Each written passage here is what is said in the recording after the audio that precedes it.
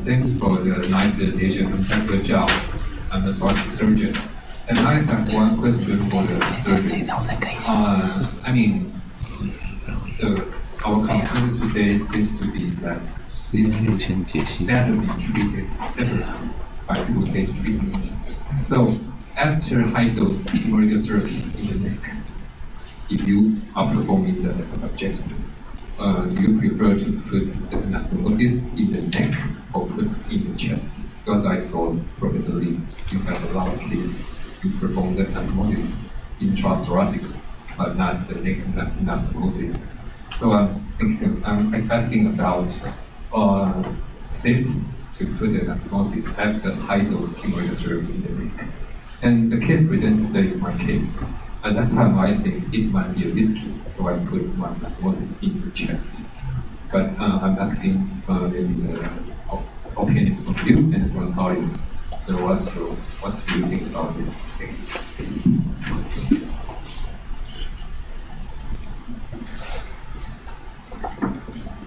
Okay, high-dose radiotherapy is not good for anastomosis. But once anastomotic leakage occurs in thoracic, intrathoracic anastomosis, it is critical. It is very critical. Leakage from intrathoracic anastomosis is not good for the patient. So I think, of course, surgical anastomosis is better. And in our case, very risky case, we do the reconstruction via subcutaneous route at that case for subvascular surgery. And I think distal hysterectomy method is if we use distal hysterectomy, it is difficult to dissect upper mediastinum. In this reason, we use subcutaneous hysterectomy and plastic cura, and then surgical anastomosis.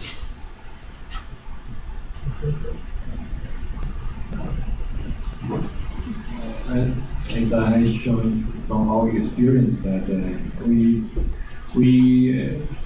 also first we worry about intrathoracic anastomosis once the leakage happened. What can we do?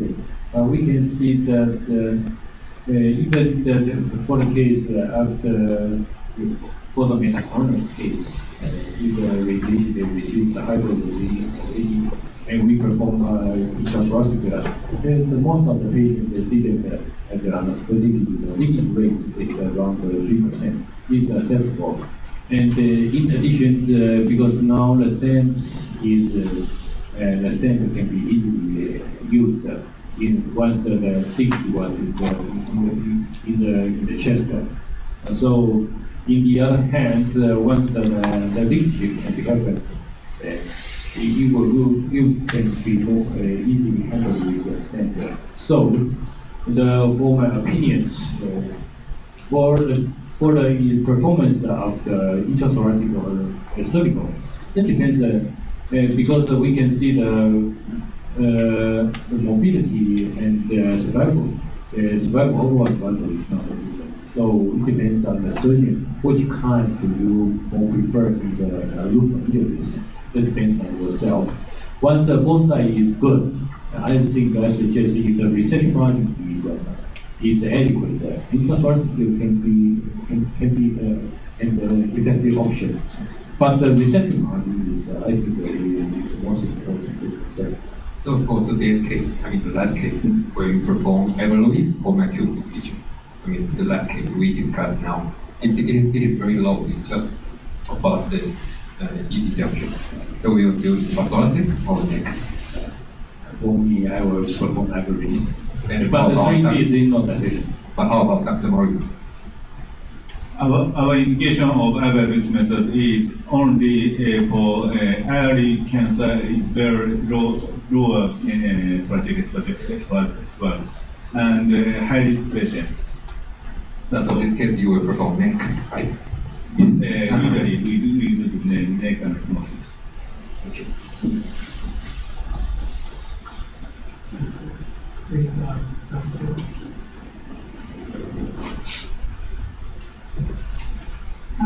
Dr. I'm radiation oncologist Dr. Chen Yulin from Chang'e Memorial Hospital.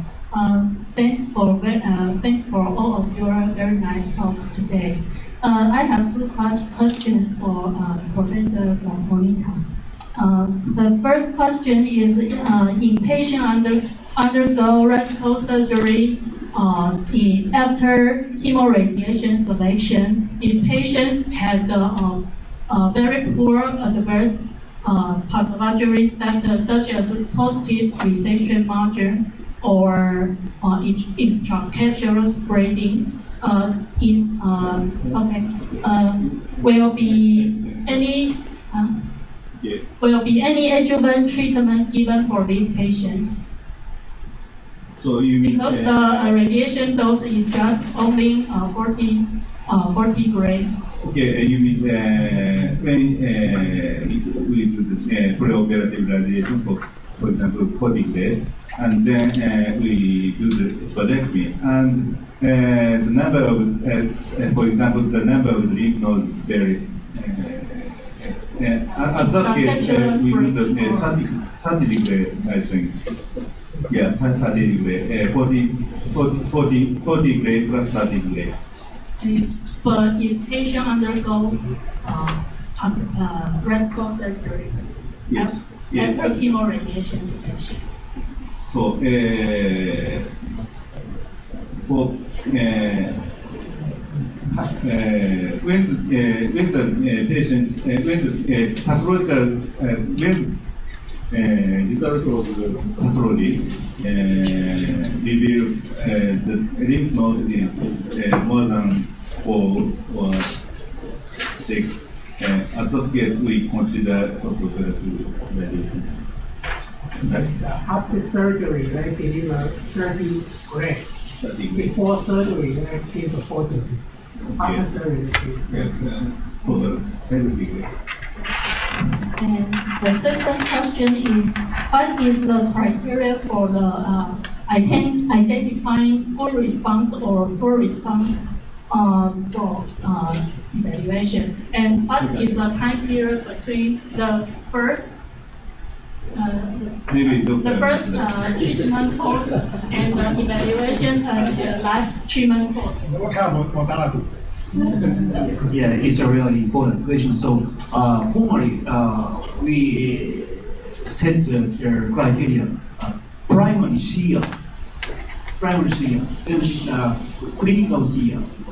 When the patient demonstrated By MR or by SPEC? head and neck. No. But what kind of Image. Yeah. Image of what kind of modality? Clinical. Yeah, direct observation and see, and it's suspicious. And that time we may take biopsy, meaning but in most cases, clinical see. But the most important thing is direct observation. the first the patient Receive the treatment in the fourth week, the first week. Yeah, so almost yeah.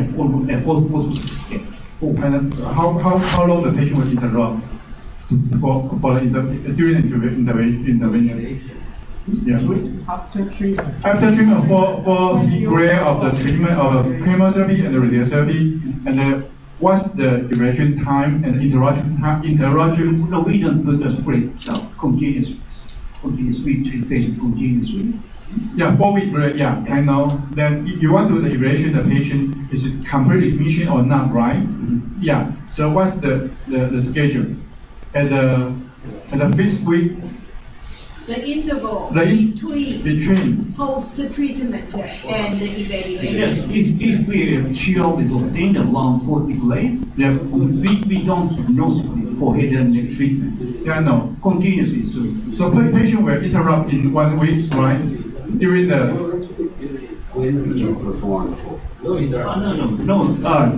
ongoing evaluation. Ongoing. We don't put any No interval. stop. non-stop treatment. If patient demonstrate good response at 40 days, we non-stop, yes, until 70 days. Continuous treatment. But patient, I know, by me is the timing of the evaluation. Yes. After the 40 grade of treatment, right? Yes. Yes. But you need a time to evaluate the tumor response or not. No, I don't. We don't put any. Non-stop treatment and evaluate during treatment. Yeah, that's why. So street is very bad for patients. By stop, by ENT stop, by CT scan, Yes. and by MRI. So before treatment, we make schedule of the evaluation. So around probably so expect this patient reach 40 weight. So we order CD around the time, and also we can see the tumor modality, head and neck cancer. So endoscopic we can do endoscopic examination may differ. So and then so if residual tumor is suspicious, we at that time we might do some biopsy. In that case, we need some spread 2 or 3 days. But in principle, we don't put any spread.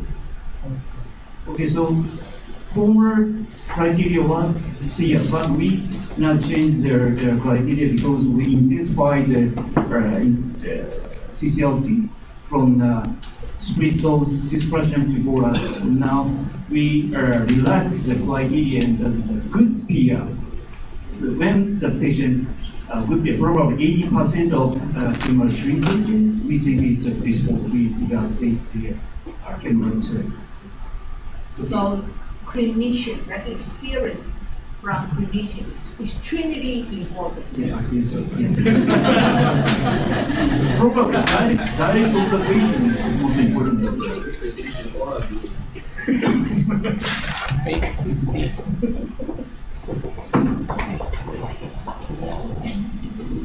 Dr. Liu, you're an excellent surgeon. First of all, I think you are a very well-organized team since we are all from the University Cancer Center.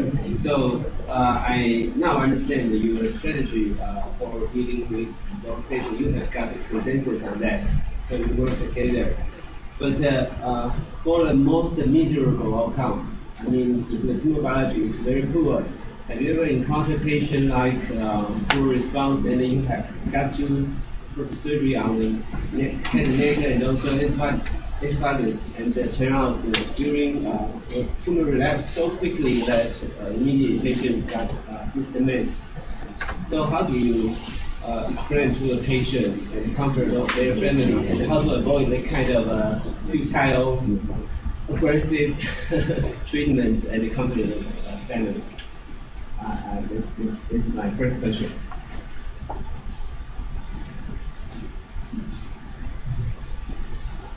I experience such a case frequently, but the important thing is speak seriously. And in Japan, we say the truth, everything. Yeah, we don't. No need to have the thing. So based on patient trust you as a team to do the very best for them. Is that right? Yes. And my second question is about regarding the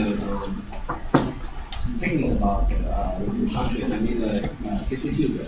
Since I noticed that you're doing the technique about the reconstruction. next. Laparoscopy, tissue tube reconstruction. Yes, yeah. Technique is your experience. My question is, sorry, I think you take a lot of maintenance, so you use the maintenance for covering around the neck. That's the first question. The second question will be you use One question. Okay. Omentan flat for cover around the neck. You use it or not? Mental wrap. Yeah, covering mental wrap is good idea for, especially for we use subcutaneous route. But more large and more PMM flap is better than mathematical flap, I think. Why I ask you this question is because I see a lot of, not a lot, some Japanese aesthetic surgeons to create a relative, Narrow. not narrow, it's really wide and covered with augmented blood and go through the retrosternal route, pull up to the neck, which induced very difficult in pull up, to pull up from the esophageal bed. And the stomach here is really short and create a lot of pressure. So I'm wondering, in Japan, in the entire esophageal society, how many surgeons prefer narrow gastric tube Narrow gastric tube. or wide gastric tube? Half of them. Are you arguing with that kind of question? Because they constantly consider about gastric necrosis, the kind of ischemia, the kind of pressure. So I want to know what's your opinion as a nationwide, your opinion, whether narrow or wide. Instead we do the animal experiment. We made a narrow with 3 centimeter and we made 1.5 centimeter and wide gastric tube. And according to the result of the animal experiment, 3 centimeter of gastric tube is the best blood flow. This is very old study published in Journal of Research. So it's a old books.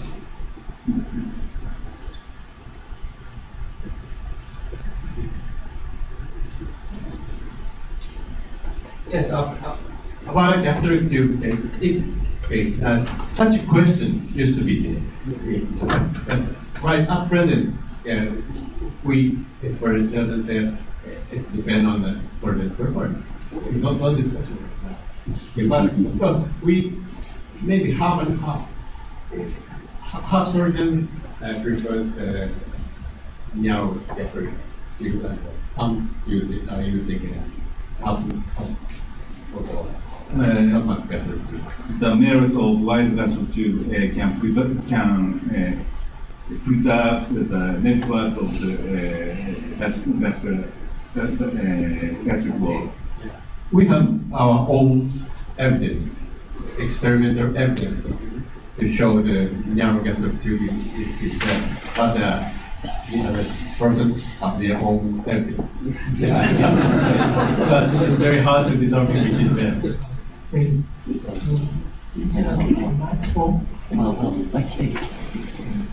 I wish to ask a strange question, if you don't mind. I think in the future, if AI, artificial intelligence, give you some suggestion, memory strong patterning actually started 800 standard cases. 200 is breast cancer, 200 is lung cancer, 200 is colon cancer, 200 is rectal cancer. And another new version was bought by MD Anderson. The purpose of MD Anderson to collaborate with IBM Watson is to set the guideline, their own guideline, and they will not based on the NCCN guideline. Okay, so they have different strategy. My question is, I have been to a memorial paper a couple of days ago, and they have an expert doctors, okay, for the cancer patient, and the patient can get paid for another alternatives, that is, to ask for the help from artificial intelligence, IBM Watson. And IBM Watson will provide some unmet recommendations for the patient and the doctors. So if the day is coming, and the day is really coming to your team, to connect to esophageal cancer teams, I want to listen your feeling. Would you like to welcome the new device, or you say no? It is my territory. I say yes, it's yes, and I say no, it's no.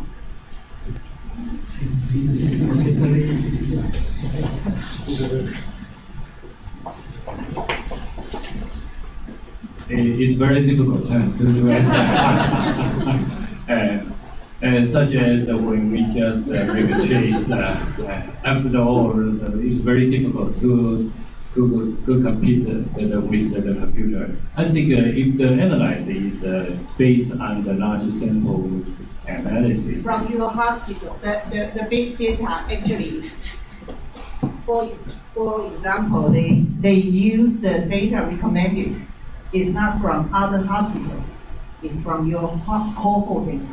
Using your cohort data to tell you how you can provide different suggestions for patients. So the data, the big data is not from other hospitals.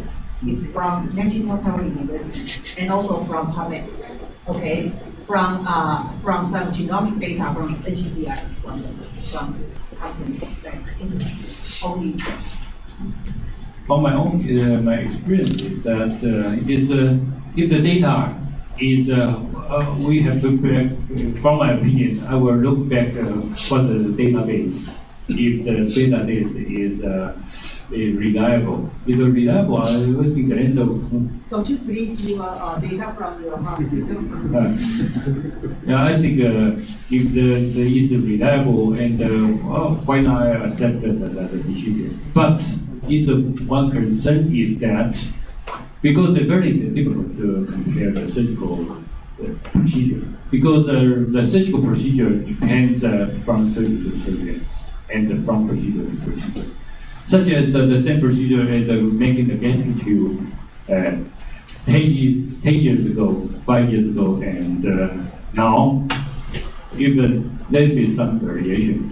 So, from the surgeon's part, it cannot totally rely on sometimes dangerous. It depends on the computer itself. For you can learn the medicine, the medicine, the two kinds is good possible. I think I have no opinion, but the surgical procedure itself has a variation from surgeon to surgeon, or even from the same surgeon, it has some variation. So. Because time is Excuse me, that's question again. I think learning curve is always there. Okay, that's my first point.